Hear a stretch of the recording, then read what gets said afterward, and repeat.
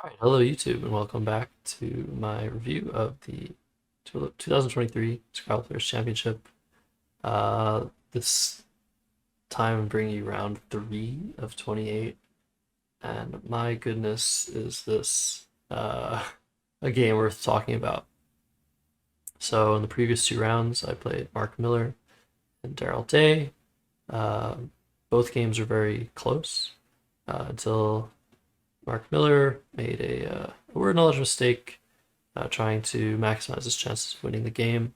So I ended up beating him by 125 points. And in game 2, I beat Daryl Day by just 6 points in a very, very close fight as well. And so sitting at 2-0 with a 131 plus 131 point spread, and I get to play the final person in the quad that I started in, Chris Sykes. Chris Sykes, a very strong Canadian expert player. I've played him on stream before. I've played him off stream before as well. He's a very dynamic player. I think he likes to play on open boards as well, so sometimes you get into huge shootouts. So we'll see how this game goes. I will tell you that it goes somewhere. So I open with this very nice rack against Chris. And there's only one playable bingo here of Foliate, which I play vertically for 76. And Chris responds by hooking Foliate with the D, making deep for 25, and I immediately draw another blank bingo. So you must be thinking, what's this game about? Why are you not spoiling it? Why are you telling us something crazy happened? You'll see. There's a lot of game to be played. So I decided to play Talented for 67. I can also play Talented through this E for 65. The big issue being, you can also play it here. The big issue being the E column creates some nasty possibilities. I'm just allowing a lot more bingos to play after this version, but I am not opening a triple, so I'm also reducing his scoring. I could play Talented for 62, which really, really deals with pretty much everything in terms of 8-letter words. But 7-letter words will still play, potentially even here, also here, and scoring plays will be made here, which is good because it gets rid of the deeps hook. So there's something to be said about this. Will become a very closed board, very difficult to maneuver after this play for 62 points. But I decided I'd take the points. It's still early in the tournament. I would like to try to win by a lot if I can. So yeah, this play just seemed like my favorite option. Here Chris played ads for 42. Oops.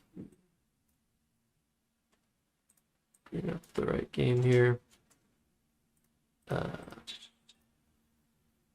And yeah, here I had this weird looking rack, but I actually have a really nice play in this position. See if you guys can find it. I think I already kind of spoiled it with where I pointed my cursor, but I play MOUE for 27, which is really nice because it also sets up my H. So keeping the H for heal next turn, potentially. And there's another option of any UME for 30, which I did not see. But it's just weaker. It opens the K column and keeps 2 O's. So this is a better play. And here Chris bingos with A febrile. There are also 2 other playable bingos with these 8 letters. I think Fireable, Balefire, and this one, which is probably the best of the 3 options. You could also consider playing Balefire for the same score. The problem being that there are all 4 S's out, so it makes no sense to allow me to maybe score 50 points in return. And Fireable just opens a triple, so yeah, A febrile is the right call. So a good play by Chris. And here I had some decision to make. I could play a bit shorter. I could play HI. I could play just HIN, HIT, HILI. So all the plays seem to be there in the spot I just created. And I decided to play HILI, which the engine doesn't like. The engine thinks that I should have played HI, kept the LI, increased my chances of drawing into a bingo next turn significantly. And yeah, that's about it. That's why it likes HI more. I don't really know if I agree with that, but yeah, it's a few points. It's a few points difference, so it's possible that this was a mistake. Chris responds with walk, and I draw into a gigantic rack here. I'm able to play, after a lot of looking for 5-letter words, Mina for 60 points. Tripling the H, just taking advantage of the bad defense of the play of walk. But Chris was able, with his play of walk, to draw into a bingo relacing, and so it's a game. I'm only up 13 points. Luckily for me, the scoring does not stop here. Draw a very, very strong scoring rack. First thing I see is Crux for 53. And after a little bit of deliberating, I realized that I could also score 6 more points with Cortex for 59. Although it does keep a U, so it's possible playing Crux has its merits. But yeah, taking the points is good. It also blocks high scoring plays through this R, like maybe Q plays could be possible. Chris exchanges 6, or sorry, he doesn't exchange 6. I just thought this was exchange rack. Yeah, no, he responds with Woo. He told me that these were 3 of the letters he kept, AAU. That's why I have this rack. So he plays Woo for 27, keeping something like AAU. And I have this rack, and I wasn't really sure what to do. I saw the play of Finis for 33. I saw that I was ahead by 45. So the play of Finis putting me up almost 80 points. I didn't like that it just created a lot of play on the top left, leading to the bottom left. So any play from the F will potentially open the B column. So I didn't like that option as much as playing what I played here, Fits, even though the leave of INU is a lot worse. And there are lots of U's to come. I thought it made sense for me not to open anything and force Chris to be the one to open, or if I draw an S next turn, I could maybe play there. So I'll be ahead by a lot. So I play Fits for 32. It's questionable. I could have decided to play Finis instead. And Chris plays Iguana. So as you see the AAU on his rack, I thought for sure that he would have an S or a blank, but he did not, luckily for me. And even more luckily for me, I draw this rack to INU, GORS, which gives me an extremely high scoring bingo of Rousing. And now I'm up 146 points. So once again, I ask, Josh, why is this game so crazy? Well, you guessed that being up 146 might not have won me the game. You are absolutely correct, because here Chris plays Jeeps for 53, bringing him within 100. But what's worse is this draw. B, D, Q, T, U, V, V. Now, on the surface, this looks absolutely terrible, but I'm up 100 almost. So what's the problem? Well, there is no problem. I have this play of Qubit for 34 points. That puts me ahead by, let's count, 127, leaving me with VVD plus 4 other tiles that I'm drawing and emptying the bag. And so that's putting me up by 107 minus whatever, 8 or 10. So Chris needs to score 100 points next turn to win the game. How is he going to do that? Well, here's where I started panicking a little bit, because if I play Qubit, there are at least 2 options that I saw. I think I might have even seen a 3rd option that will win the game for Chris, despite me being ahead by 127 points. Now, those options are from this J, of course. hitting the triple. So the three options that he has for beating me after Cubit, and I thought there might even be more: Joyrides, Joyrider, and Joinders will all be enough to outrun me after Chris gets all the letters, all the value, double the value of the letters that are left on my rack, which is the rule that we play with in North America. So when I saw this, I was like, okay, well, it's obviously a very remote possibility, extremely unlikely this will happen, but I think it's probably worth exploring other options. I might have a play that wins 100% of the time. Maybe I shouldn't empty the bag. So I start looking. I see QI for 22, and I'm like, okay, so what happens if I play for 22? I'm up 115. What if he plays Joyrides and Joyrider? So those plays score 13, 17, 19, 107. So being up 115, and then Joyrider coming down, and then having BDTUVV is for sure going to be almost certainly a loss for me. Because the next best play I have is Dub for 22 next turn, leaving me with 18 on my rack. So as long as Chris draws 3 letters he can go out with, he's probably winning the game. So QI didn't seem better than Cubit at all. And after QI, Chris can also not play Joyrider, Joyrides, or Joinders. He can make another play, not emptying the bag, forcing me to try and block with this terrible stuff, and potentially losing the game as well. So QI did not seem to be very good. It did also seem to be a crushing play, of course. Any play I make in this position is crushing, other than just passing my turn. Or playing something inexplicably bad like TI. So what else can I do? Well, I decided at the end to play Dub for 22. And my thinking was, okay, what are the threats? Joyrider, Joyrides. So what happens if he has something like that after Dub?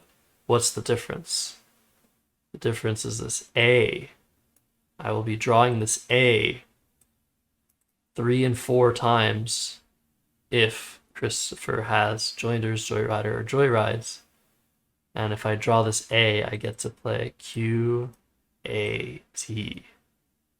for 48 points, I think. 50 points?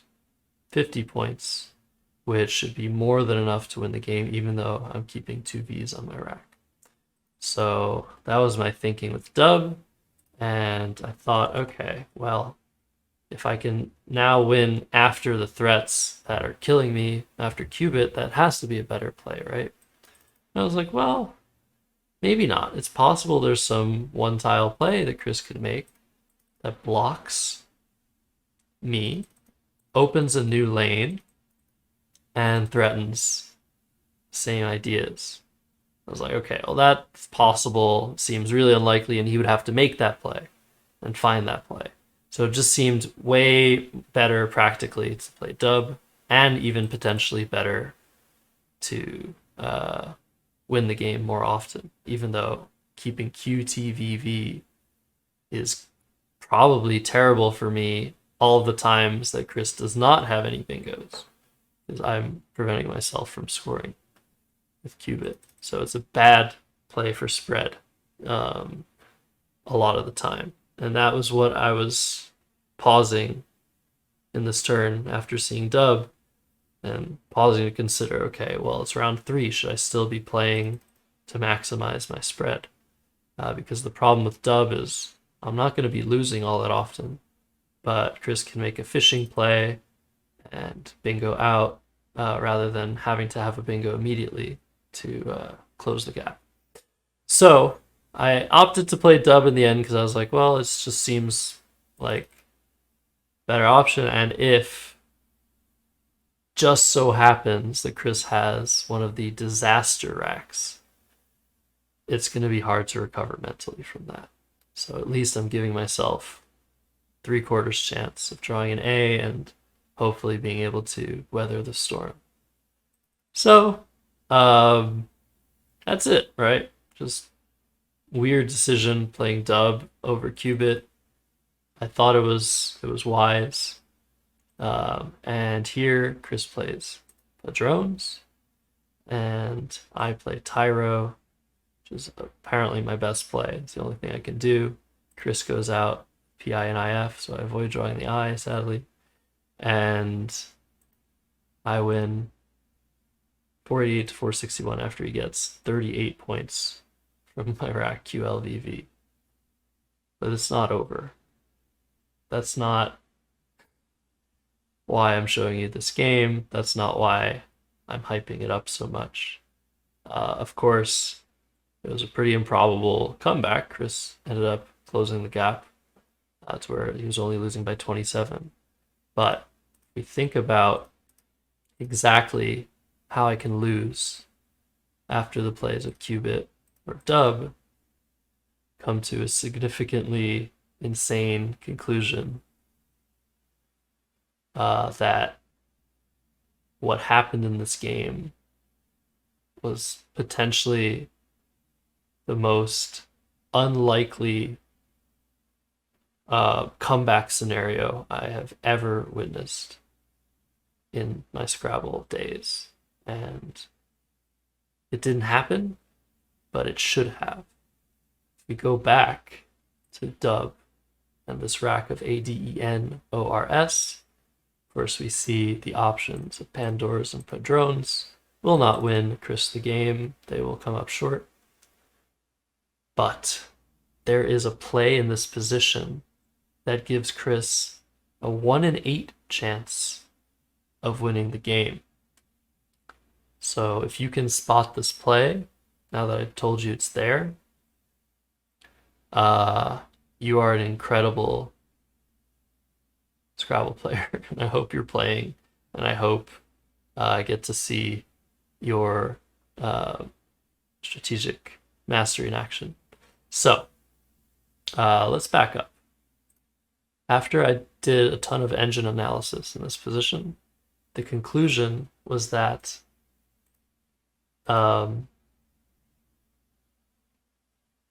also Tyro was wrong. Should have just dropped the Q. Oh yeah, okay, so dropping the Q is actually better.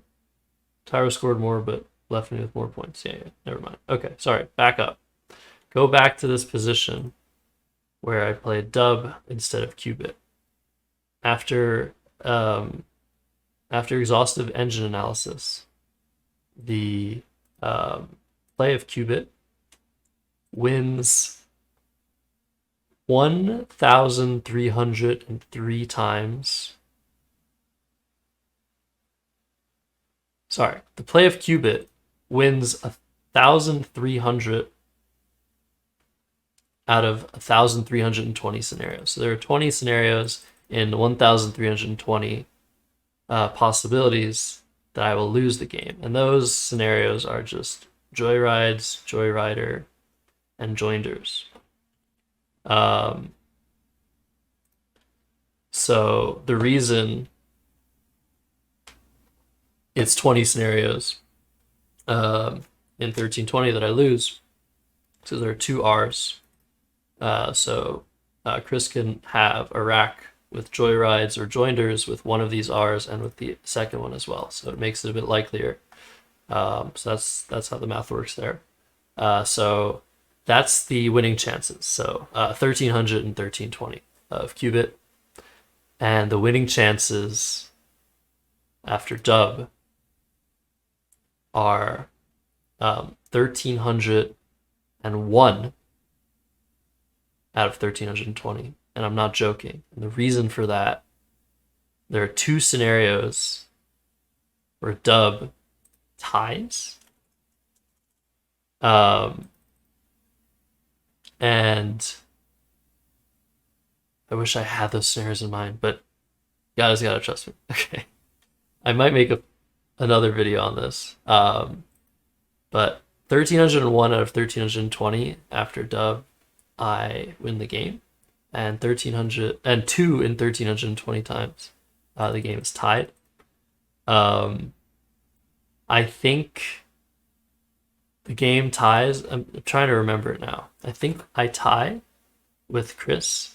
If I play Dub, he plays Joyrider or Joyrides and draws the A as the last tile and goes out with the Rousing, I think.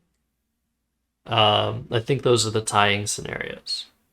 So I can maybe, I'd like to show it. So maybe I can bring up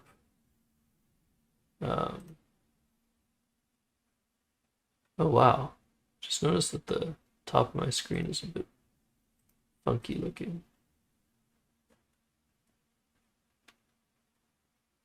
That's better. Okay, let's back up. I'm so bad at doing these things. I don't want to edit these videos. So there are two scenarios where the game is tied. I think after Joyrider in an A draw, and Joyrides in an A draw, because then I have to just play QI, and it's a tie. And the winning scenarios after Dub are when Chris has the A and he plays it and he plays it and he has to play it in a very specific spot. He can't play AL because that gives me QAT. He has to play AI. And if he plays AI and draws into the rack DEI-NORS, which he needs for joinders, he wins because I can't simultaneously block joinders and the words making RAI, so endorse, will play here, for example, in Dineros. And not only that, disorient will play through the I and the T. So I cannot simultaneously block all of these spots with my very unworkable letters. Even if I had very workable letters, the only way to do that, to block everything, would be to play right here to this L. So start from 12A, and that blocks everything. It's the only way to do it. Board geometry is crazy. So I made a play of Dub that wins one more game out of 1320. So that gives me less than a 0.1% improvement rate over the play of Qubit, which is brilliant. I mean, I'm brilliant, right? I obviously knew this. I didn't know this. But that's what the engine says. And if you remember what happened in the game, I played Dub, he played Padrones. So this scenario was one of the scenarios, like I told you guys, where Chris has a 1 in 8 chance of winning the game. And if that's not crazy enough, the scenario is playing AI for 4. That's not crazy enough. Do you remember what tile was in the bag? The I that he needed. The I was the last tile in the bag. So had he played AI for 4 points, unbelievably, he would have won the game. So instead of just instantly saying, okay, I mean, the game is over, Chris could have taken a moment, thought about it. He had a lot of time left and realized that maybe he had a chance. And if I had played Qubit, he would not have had this chance. This is the one scenario, doing like the Doctor Strange thing from Avengers, where Chris Sykes actually could have won from 115 points behind with 1 in the back. And I just can't get over that. Like it's just so crazy.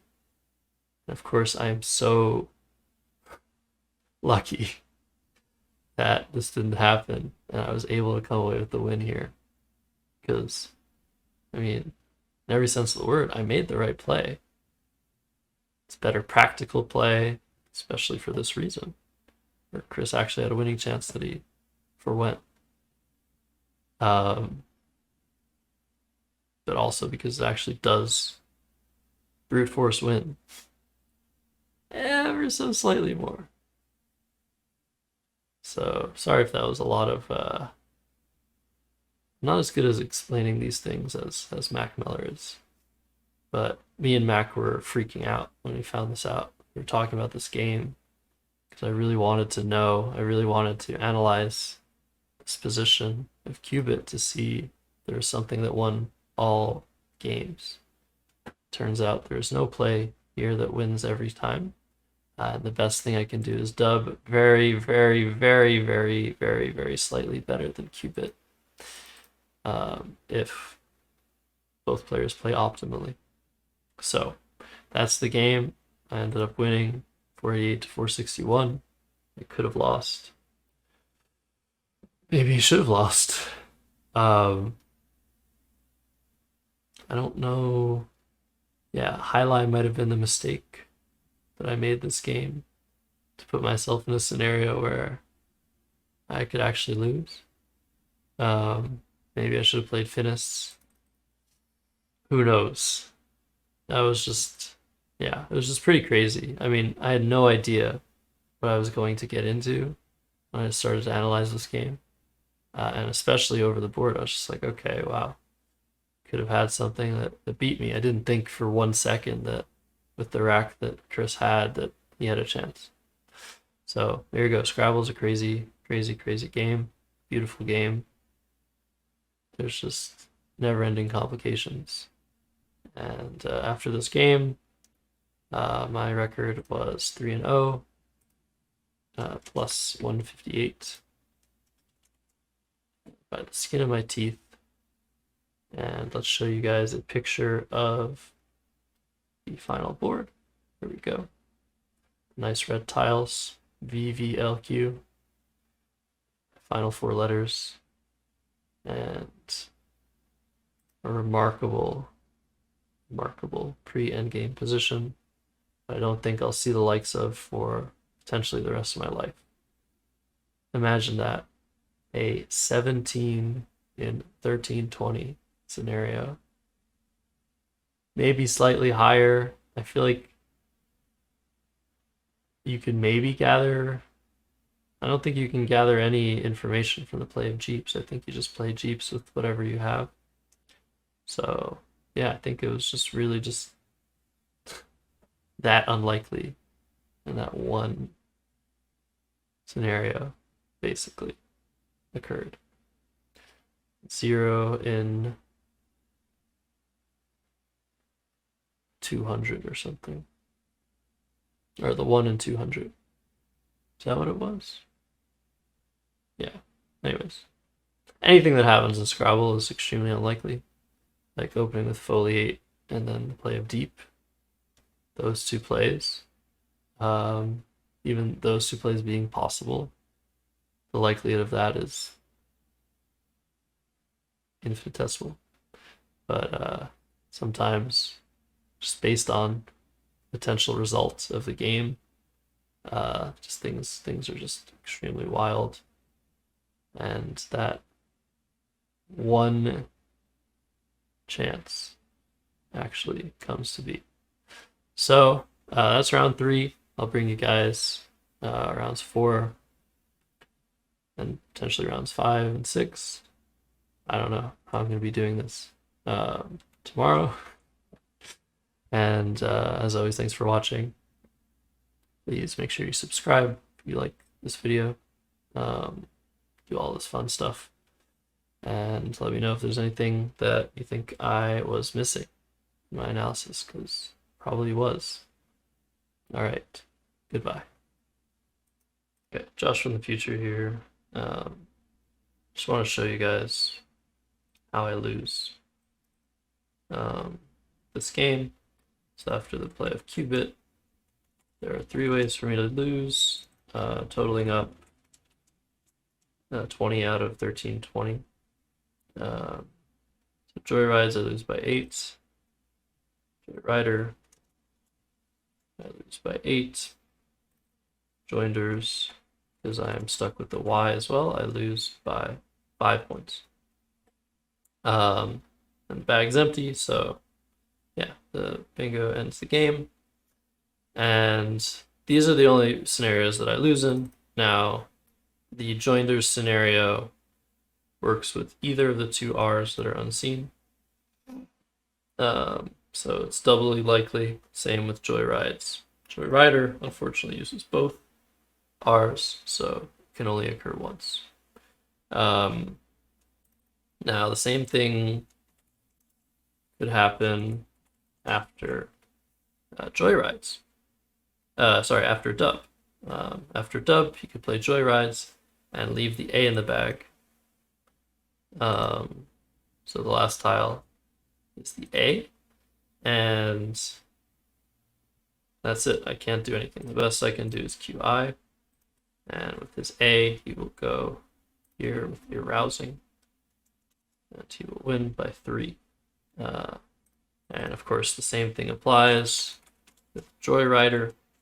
If the A is the last remaining tile, best thing I can do is QI, goes out with Arousing, wins by 3. Now, of note, you can also win by 1 after easier spotting, more easily spotted plays. So Car and YA will win by 1 point. So he doesn't have to spot Arousing. However, after Joinders, let's play Joinders, and you draw the A. It's a tie. So the tying scenario occurs after either of the Joinders. So what I mean by either of the Joinders is if he has either of the two R's, so the two scenarios where he can have Joinders, and then he has to find Arousing, and we tie this game. At 489. Just move the center. It's annoying. Okay. So with that in mind, that's what happens after Dub. The only ways that I can not win the game after Dub and a bingo are after Joyrider and drawing the A, Joyrides drawing the A, and Joinders drawing the A. Joinders will tie, Joyrides will win. But what happens if Chris does not have the bingo immediately? Well, he could have any of these racks, ADEINRO, ADEINRS, any of these racks that is one letter off of Joinders, he can win. So ADEINROS. So all of these racks give Chris a 1 in 8 shot of well, not this one. A 1 in 8 shot of winning. I don't know if I put all of them in, but the reason this is possible is because, again, the only play that you need to think about is the play of AI here for 4 points. Insane, brilliant play. And if he's one letter off of Joinders, it could be any of the letters that he needs for it. And then he draws into it. So he has this rack, and he's threatening Joinders, Disorient, Sordine, Dorse, Dineros. I can't block all of them. He also will win the game. So let's just look at one of those scenarios. I have this rack, he has Joinders, and the best I can do here is play Tori, 23, one of the saddest plays of all time. And he goes out with Joinders and wins by 2 points. And if I try to block joinders in this position with something like ET, because I think this is the only way that I can block. I have to put a letter here that doesn't take an O. I can't make a longer than 2-tile play. So if I play ET, and he simply plays Sordine, he'll win by 6. But even flashier, of course, is Disorient for 72, winning by 7. So those are the scenarios in which I lose after dub. And the reason that I win more often after dub, even though I've shown you more scenarios, is because the scenarios that I showed you are dependent on a specific tile being in the bag, which makes it way less likely than random. So dub winning 1301 out of 1320, tying those two scenarios where he has either of the two joinders, either of the two R's, and draws the A. Those are the ties, and whenever he has one A and 6 of the 7 tiles he needs for joinders, and then he draws the exact tile he needs, which is, like I said, this exact scenario. And a lot of these scenarios, he has playable bingos, so he might not think to do this. But it's the only way for him to win. So in this exact scenario that we had where he played Padrones, he could have played AI and given him a 1 in 8 chance. And in fact, I did not draw the eye, and this scenario would have occurred where I cannot win. Completely and utterly insane. There's so many levels to finding this play of AI, because you have to calculate. You have to be like, okay, well, first of all, I need to know what I can draw after this play.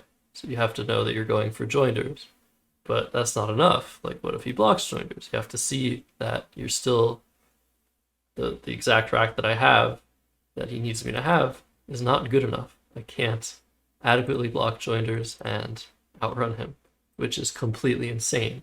It's not every day that the only blocking play you have is for 2 points, leaving yourself with 48 points on your rack. Give to your opponent.